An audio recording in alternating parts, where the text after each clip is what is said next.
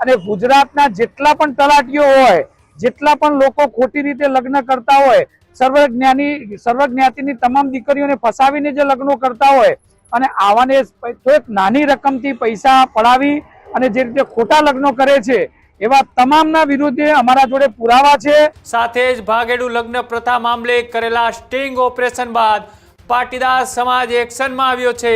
એ તલાટીએ 2000 લગ્ન જે છે ખોટી રીતના કરાવ્યા હતા।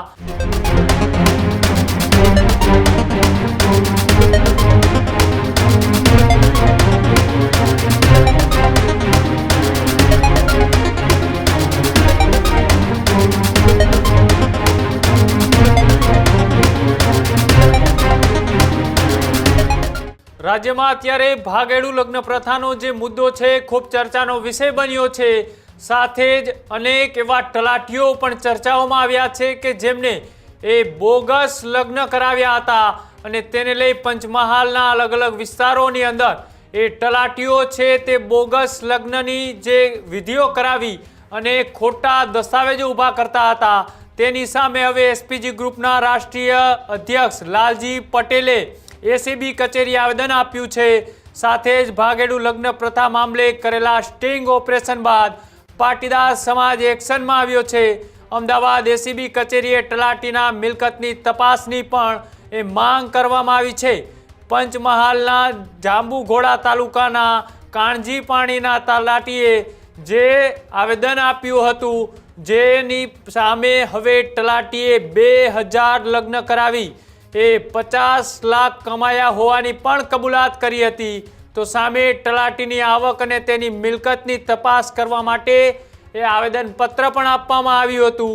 સાથે જ તલાટી અર્જુન મેઘવાલ સામે એસપીજી ગ્રુપે એસીબી કચેરીએ આવેદનપત્ર પણ આપ્યું અને તેની મિલકતની અને સાથે સાથે તેમની જે આવક છે તેની પણ તપાસ કરવાની પણ માંગ કરવામાં આવી છે।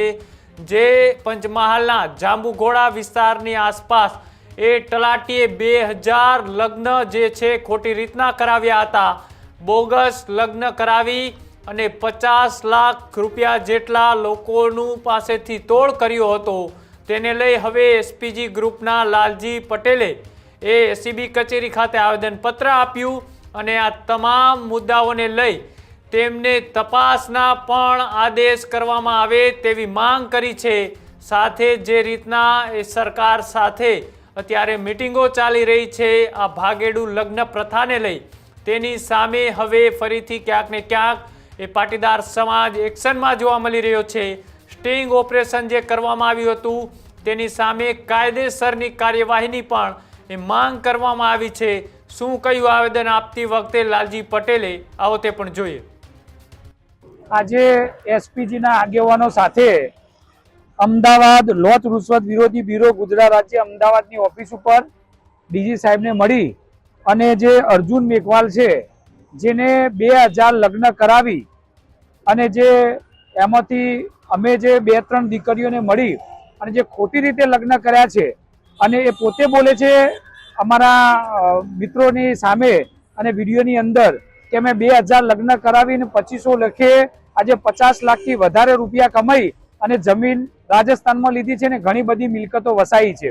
તો અમે એસપીજી દ્વારા આજે લોચ રૂશ્વત બ્યુરો અમદાવાદ ખાતે એના વિરોધમાં અમે અરજી આપી છે કે આની ન્યાયી તપાસ થવી જોઈએ અને ગુજરાતના જેટલા પણ તલાટીઓ હોય, જેટલા પણ લોકો ખોટી રીતે લગ્ન કરતા હોય, સર્વજ્ઞાતિની તમામ દીકરીઓને ફસાવીને જે લગ્નો કરતા હોય અને આવાને એક નાની રકમથી પૈસા પડાવી અને જે રીતે ખોટા લગ્નો કરે છે એવા તમામના વિરુદ્ધે અમારા જોડે પુરાવા છે અને આવનારા સમયે જેમ ગુજરાતમાં છેલ્લા 2 વર્ષથી અમે ખોટા લગ્નો કરેલા પકડ્યા છે એમ આવનારા સમયે 15 થી 20 જગ્યાના પુરાવા અમારી સાથે આવી ગયા છે। અમે બધી જગ્યાએ રેડો પાડવાના છીએ, બધાને ખુલ્લા પાડવાના છીએ।